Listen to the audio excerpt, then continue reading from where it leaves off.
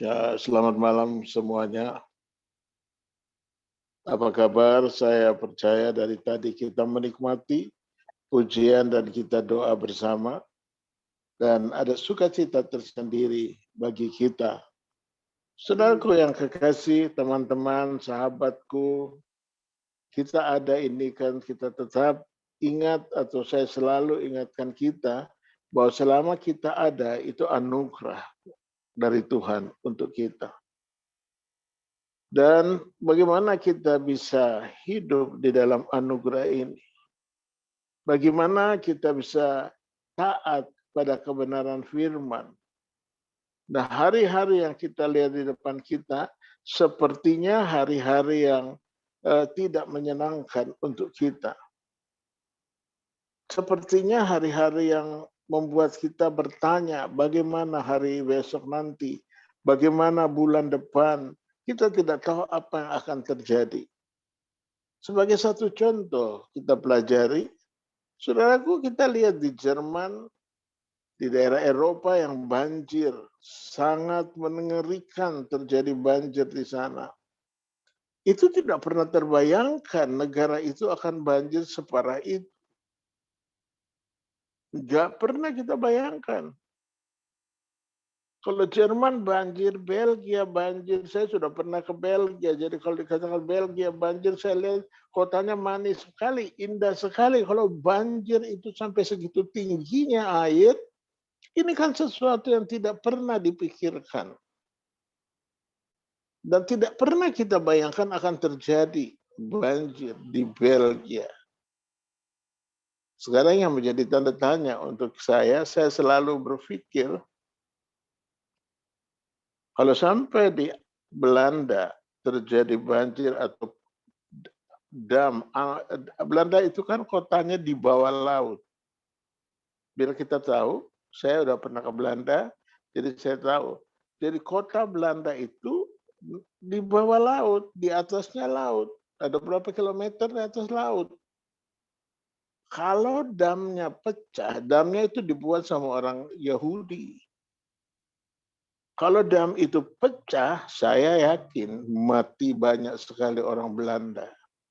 Dan itu nggak pernah kebayang dan jangan sampai terjadi. Dalam nama Yesus itu jangan sampai terjadi. Saya waktu dibawa naik ke atas suruh lihat, saya lihat dari atas ini, itu Belanda di bawah. Amsterdam itu di bawah. Nah, saya nggak tahu kalau itu akan terjadi. Tapi ya kita nggak bisa menetapkan bagaimana apa yang akan terjadi besok. Yang iya kita harus hidup benar. Kita hidup menjadi berkat. Dan kita hidup bisa menjadi orang dapat melihat Yesus di dalam hidup kita. Saya mau mengajak kita buka firman Tuhan bersama-sama yang terambil dari Efesus pasal 2. Efesus pasal 2 ayat 1 sampai dengan ayatnya yang ke-10. Efesus pasal 2 ayat 1 sampai dengan ayatnya yang ke-10. Saya membacanya, saudara yang ada Alkitab bisa melihat dan tidak ada Alkitab mendengarkannya dengan sungguh-sungguh. Pasal 1 ayat 1 sampai 10. Nasihat supaya bersatu dan merendahkan diri seperti Kristus. Ayat 1. Jadi karena dalam Kristus ada nasihat, ada penghiburan, kasih, ada persekutuan roh, ada kasih mesra dan belas kasihan. Ayat 2. Karena itu sempurnakanlah sukacitaku dengan ini. Hendaklah kamu sehati sepikir dalam satu kasih, satu jiwa, satu tujuan, dengan tidak mencari kepentingan diri sendiri atau puji-pujian yang sia-sia. Sebaliknya, hendaklah dengan rendah hati yang seorang menganggap yang lain lebih utama daripada dirinya sendiri. Dan janganlah tiap-tiap orang hanya memperhatikan kepentingannya sendiri, tetapi kepentingan orang lain juga. Ayat 5, hendaklah kamu dalam hidupmu bersama menaruh pikiran dan perasaan yang terdapat juga dalam Kristus Yesus. Ayat 6. Dan walaupun dalam rupa Allah tidak menganggap kesetaraan dengan Allah itu sebagai milik yang harus dipertahankan. Ayat 7.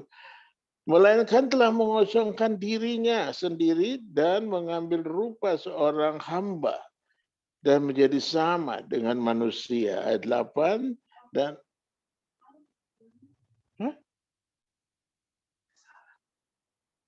Dan dalam keadaan sebagai manusia, ia telah merendahkan dirinya dan taat sampai mati, bahkan sampai mati di kayu salib.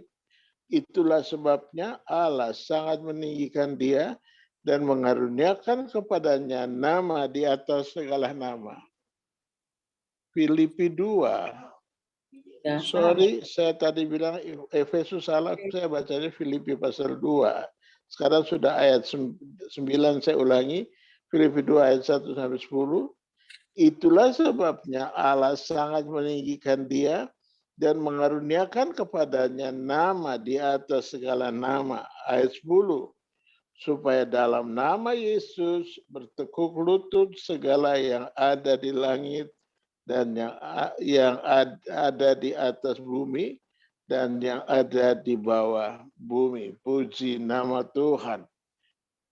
Saudara, dalam ayat ini kita melihat bersama-sama apa yang Tuhan kehendaki. Ini Filipi, ini Tuhan berbicara. Banyak sekali Tuhan berbicara kepada Paulus. Paulus berbicara kepada jemaat di Filipi.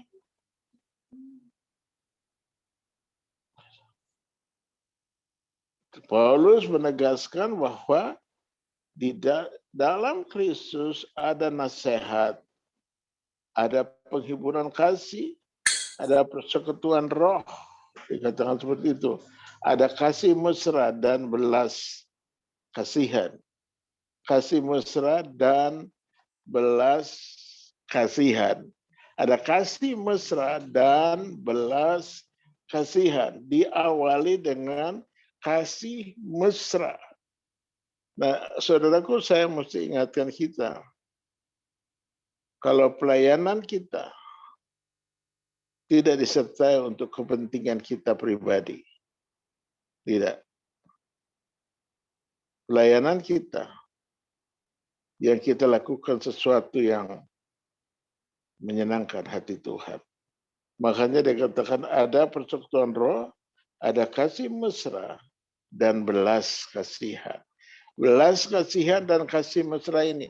Kasih mesra kita mengasihi siapa? Apakah kita mengasihi teman kita, apakah kita mengasihi keluarga kita, itu sudah pasti. Tapi yang paling penting dari hidup kita ini nomor satu Tuhan. Kalau kita tidak sungguh-sungguh dengan Tuhan, maka sia-sialah hidup kita ini. Saya tadi baru konseling lewat WA dengan satu anak, ya bapak-bapak lah, yang hidupnya sewaktu orang mamanya hidup, dia tergantung sekali dengan mamanya. Dia tergantung sekali dengan mamanya. Nah, mamanya berapa bulan yang lalu dipanggil Tuhan.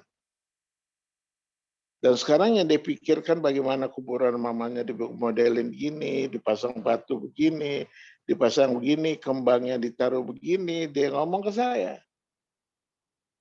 Lalu saya katakan, itu kok buat apa? Saya gitu. Iya, biar mama senang. Kok mama senang? Saya gitu. Mama nggak ada di situ, tahu? Saya bilang gitu sama dia. Mama sudah istirahat di sorga. Sekarang yang kau pikirkan dirimu sendiri. Bagaimana kau? Apakah kau ada damai sejahtera di dalam dirimu? Saya ngomong seperti itu dan ramai dia jawabnya dengan sungguh-sungguh. Hidupnya sedang hancur-hancurnya setelah Tuhan memanggil ibunya pulang. Saya bilang, saya harus ngomong jujur. Tuhan harus mengambil mamamu pulang. Sebab kau terlalu bergantung sama mamamu. Diam dia, saya bilang, kalau kau bergantung sama mamamu. Kalau kau ada susah, mamamu yang turun tangan. Kau ada masalah yang maju di depan, garis depan, mamamu. Kau taruh Tuhan di mana? Saya bilang begitu sama dia.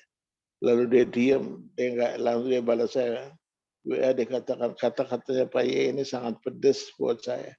Hati saya luka, sakit saya butuh orang buat menyenangkan. Ternyata kata-katanya Pak Ye sangat tajam. Saya bilang, kamu udah nggak pantas dikasih sesuatu yang menyenangkan. Kamu harus dikasih cambuk yang keras supaya kamu melihat Tuhan. Jangan lihat lagi dirimu sendiri, jangan lihat manusia. Dan dengar baik-baik, harusnya saya mau katakan pada kita, kita pun demikian. Kita nggak bisa lagi santai-santai hidup ini. Ya, kita nggak bisa santai-santai hidup ini. Kita harus fokus kepada Tuhan. Lihat apa yang kita buat. Apa yang kita buat keluarga kita, biar keluarga kita damai sejahtera, berbahagia, bagus. Itu bagus, nggak salah. Tapi yang paling penting adalah bagaimana kita buat Tuhan tersenyum melihat pekerjaan kita. Ayat 2 dikatakan, karena itu sempurnakanlah sukacitaku dengan ini. Hendaklah kamu sehati sepikir dalam satu kasih, satu jiwa, satu tujuan. Ya, dikatakan sehati sepikir dalam satu kasih, satu jiwa, satu tujuan. Wah, nah makanya kita belajar. Kalau saya memberikan judul untuk kita pelajari hari ini, nomor satu, kita hidup dalam kebenaran. Kalau kita hidup di dalam kebenaran, maka langkah-langkah kita akan teratur. Kenapa? Sebab saya percaya sekali kebenaran itu memerdekakan. Kebenaran memerdekakan. Jadi kalau kita hidup dalam kebenaran, kebenaran memerdekakan. Yang membuat kita teratur bukan kita hebat, bukan. Tapi kebenaran itu yang membuat kita teratur. Yang membuat kita diberkati bukan karena baik, kita jago atau kita pintar. Tapi kebenaran. Kita hidup benar, hidup kita diberkati Tuhan. Nah, mari kita lihat bersama-sama. Ayat selanjutnya dikatakan, ayat 3, dengan tidak mencari kepentingan sendiri atau puji-pujian yang sia-sia. Sebaliknya, hendaklah dengan rendah hati yang seorang menganggap yang lain lebih utama daripada dirinya sendiri. Perhatikan, di antara kita ada yang aktif, ada yang kurang aktif, ada yang tidak aktif sama sekali. Nah, ini yang mau kita bicarakan malam yang indah ini. Tuhan membutuhkan kesungguhan dari kita. Makanya dengan tidak mencari kepentingan sendiri, enggak. Atau puji-pujian yang sia-sia. Sebaliknya, hendaklah dengan rendah hati yang seorang menganggap yang lain lebih utama daripada dirinya sendiri. Daripada dirinya sendiri. Nah, saudaraku, teman-teman yang saya kasihi, kita nggak tahu ini COVID kapan selesai, kapan akan berakhir, kapan kita nggak tahu. Tapi dalam hidup kita ini, mari kita belajar hidup dekat, lebih dekat dengan Tuhan. Dekat, lebih dekat dengan Tuhan. Belajar untuk bagaimana kita hidup menyenangkan hati Tuhan. Dan saya selalu mengatakan kepada teman-teman bahwa hidup ini kita tabur. Saudara tahu waktu kita hidup setiap hari kita menabur. Kalau kita menabur kebaikan, maka kita akan menuai sukacita. Kita menabur damai sejahtera, kita akan menuai kesehatan. Tapi kita menabur kejahatan, kita akan menuai kebinasaan. Bagaimana kita bisa tahu kebaikan dan damai sejahtera itu dengan kejahatan itu bagaimana, apa bedanya? Saudaraku yang kekasih, kadang-kadang kita di dalam Tuhan tidak sadar. Kita nggak suka sama seseorang saja, lalu kita diemin. Tidak selesaikan dengan orang itu, akhirnya berkembang, tidak suka kita sama orang itu. Nah, ini yang dikatakan kita sedang menabur kebinasaan. Tapi kalau kita menabur kasih, ada yang punya salah sama kita, kita mengampuni. Mungkin kita belajar berani mengatakan pada orang itu bahwa saya kecewa terhadap kamu punya A, B, C. Dan adakan pemberesan, jangan buat masalah baru lagi. Adakan pemberesan. Supaya dalam pelayanan kita ada damai sejahtera Tuhan menyertai kita. Sebab yang Tuhan mau dari kita adalah dalam hidup kita. Hidup kita, kelihatan buah yang kita tabur. Makanya kita dilihat dari apanya, dari buahnya. Apa yang kita tabur. Itu yang kehidupan kita. Kalau kita bilang menabur, kita menabur dengan bagaimana? Menabur dengan air mata. Mungkin kita banyak mengalami pahit. Kita banyak mengalami luka. Banyak sekali sakit hati kita rasakan. Tapi kita tidak salahkan satu dan lain orang. Tidak. Kita diam, nangis di hadapan Tuhan. Nangis. Dan yang tahu masalah kita hanya Tuhan. Kita nggak perlu beritahukan kepada orang. Dan waktu kita difitnah, waktu kita direndahkan, waktu kita tidak ada artinya, lalu kita tidak menyalahkan orang lain. Nah ini, kita sedang menabur kebaikan. Kita nggak perlu menyalahkan satu dan lain orang. Tidak ada yang perlu kita salahkan. Ini kelihatannya kurang bagus. Kita langsung ngomel, itu salahnya dia. Salah nggak perlu. Kita sama-sama melihat bahwa tugas dan tanggung jawab yang ada di depan kita, kita kerjakan, selesaikan bersama-sama. Karena Tuhan yang kita sembah adalah Tuhan yang luar biasa. Nah, saya ulangi baca lagi ayatnya ketiga. Dengan tidak mencari kepentingan sendiri atau puji-pujian yang sia-sia. Sebaliknya, hendaklah dengan rendah hati yang seorang menganggap yang lain lebih utama daripada dirinya sendiri. Nah, mari kita belajar. Kalau kita berani belajar, berani menegur orang lain, berarti kita siap untuk ditegur. Kalau kita siap untuk ditegur, maka hidup kita akan berbeda dengan orang lain. Karena kita siap menghadapi tantangan demi tantangan.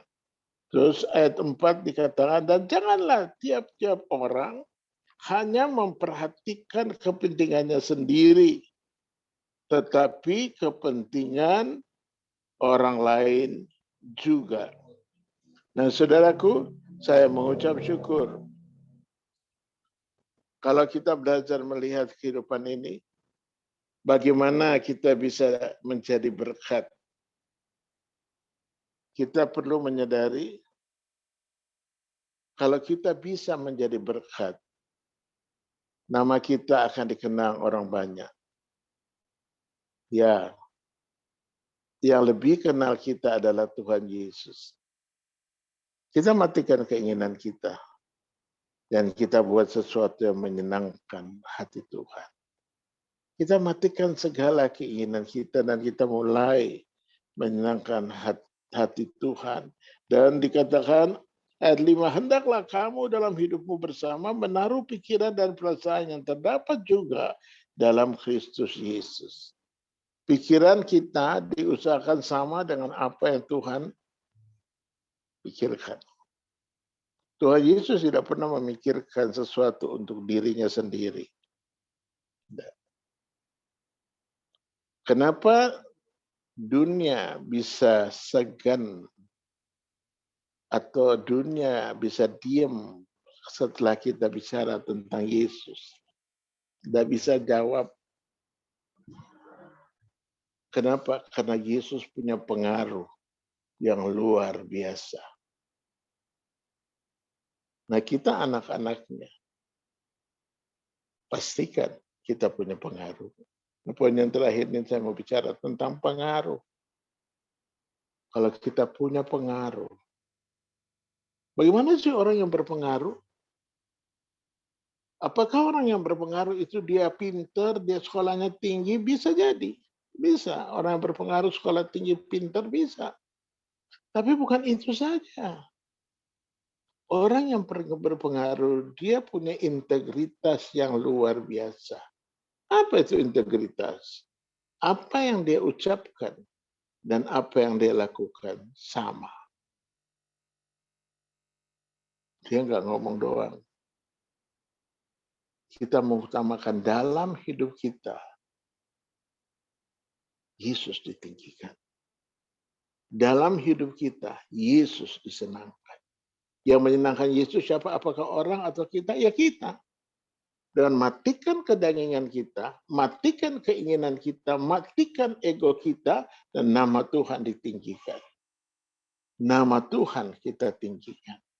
Dan waktu kita lakukan cara-cara seperti itu, saudaraku yang kekasih, saudara, orang yang benar-benar dekat dengan Tuhan, dia nggak usah banyak ngomong. Dia sudah jadi pengaruh oleh lingkungannya. Nggak usah banyak ngomong. Kalau kita punya waktu berdoa, punya waktu baca Alkitab, punya waktu merenungkan firman Tuhan, setiap hari kita merenungkan firman Tuhan, setiap hari kita merenungkan firman Tuhan, setiap hari kita merenungkan firman Tuhan, maka tanpa kita sadari, kita sudah mengalami perubahan.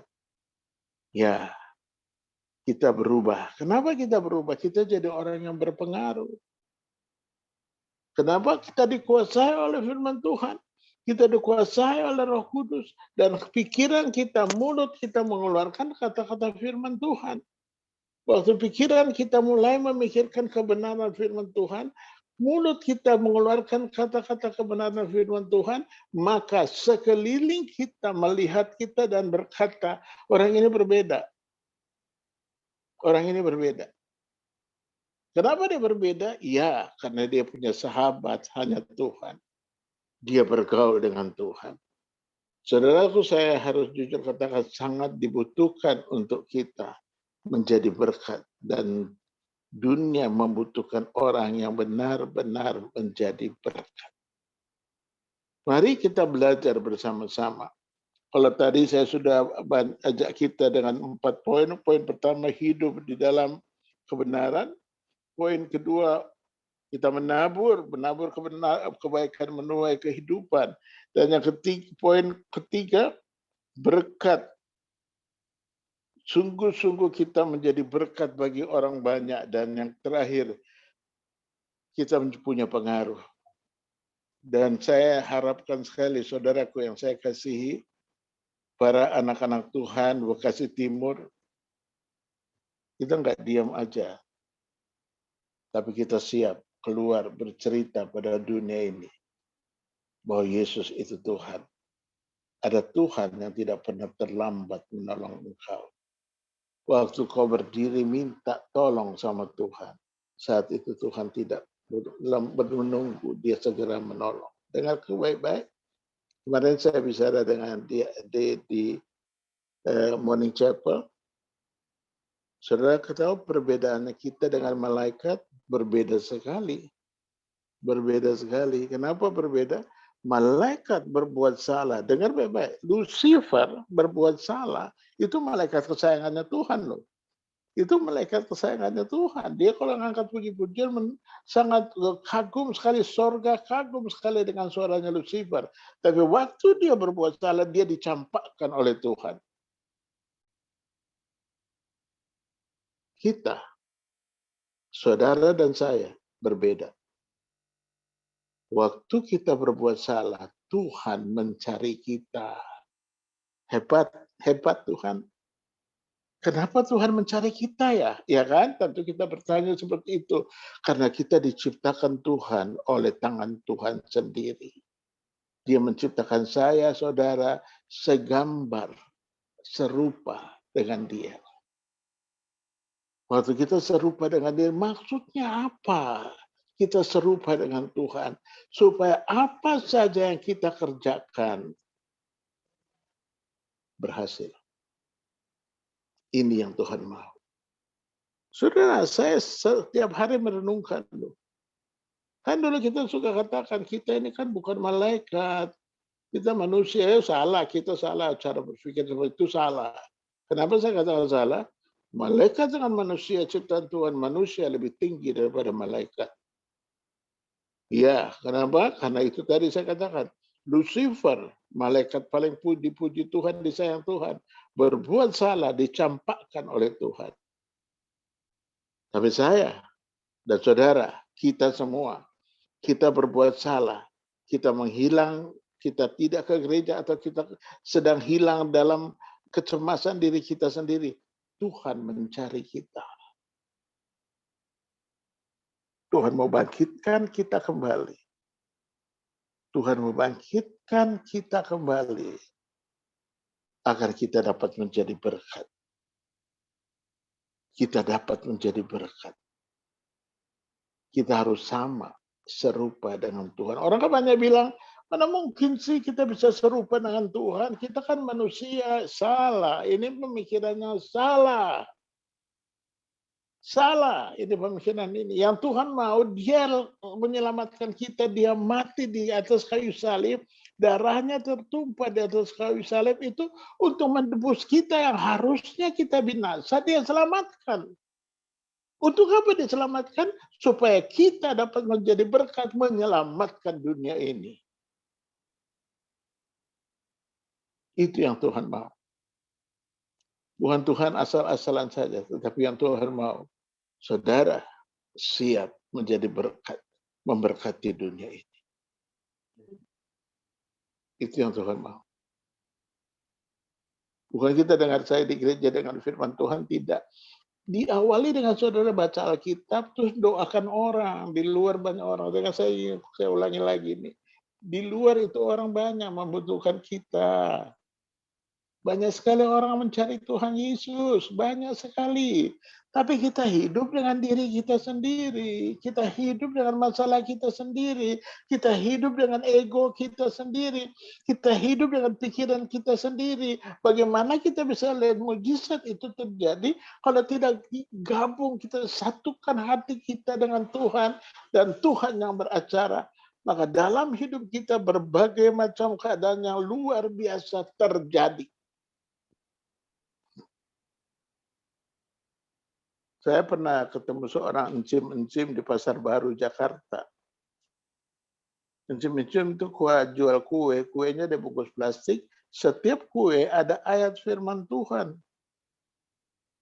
Saya tanya, encim, kenapa pakai ayat firman Tuhan ya? Kata dia, iya om, supaya orang yang membelinya baca bisa bertobat. Dengar tujuannya, dia simple sekali.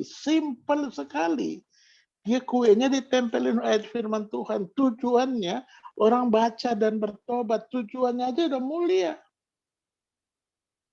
Tujuannya udah mulia. Dan saya percaya jerih payah dia tidak sia-sia. Sebab itu yang Tuhan mau. Mari kita belajar dalam hidup ini.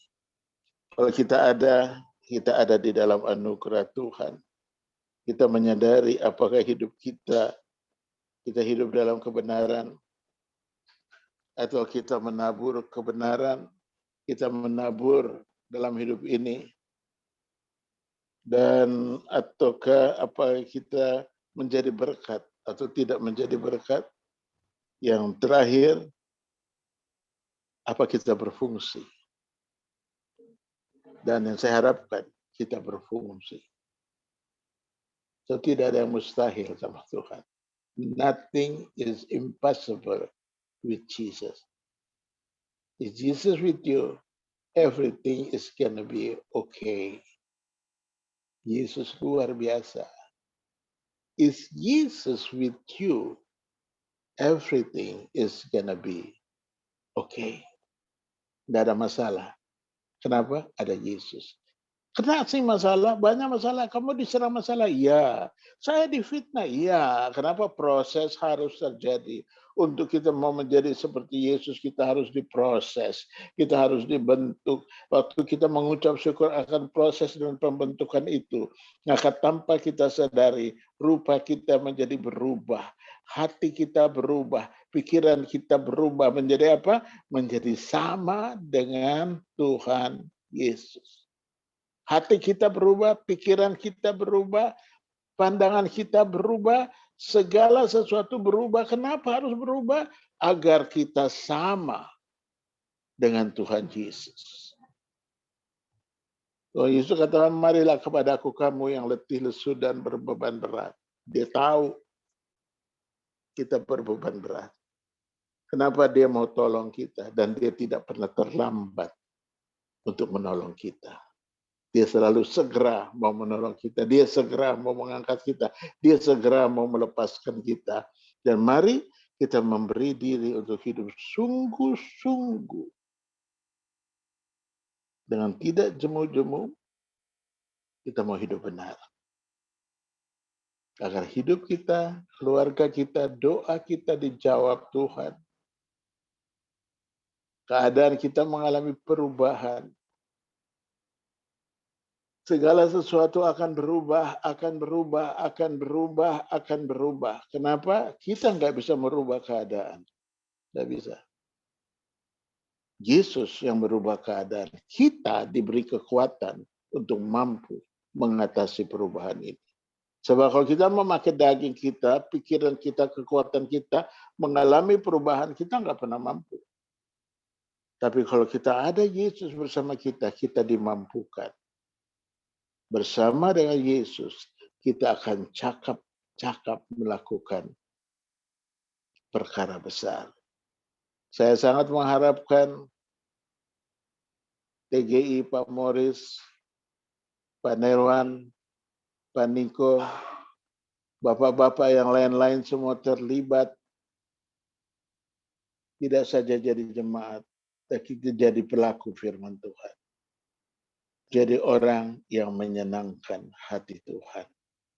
Karena itu yang Tuhan kehendaki. Tuhan berkati. Kita berdoa. Saya mau ajak kita berdoa.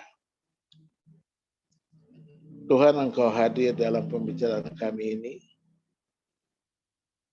Engkau layak untuk ditinggikan, Engkau layak untuk dikuduskan, Engkau layak diagungkan, Engkau layak terima segala pujian dan hormat. Terus berbicara kepada kami, Tuhan. Agar kami benar-benar menyadari kami mau hidup di dalam kebenaran.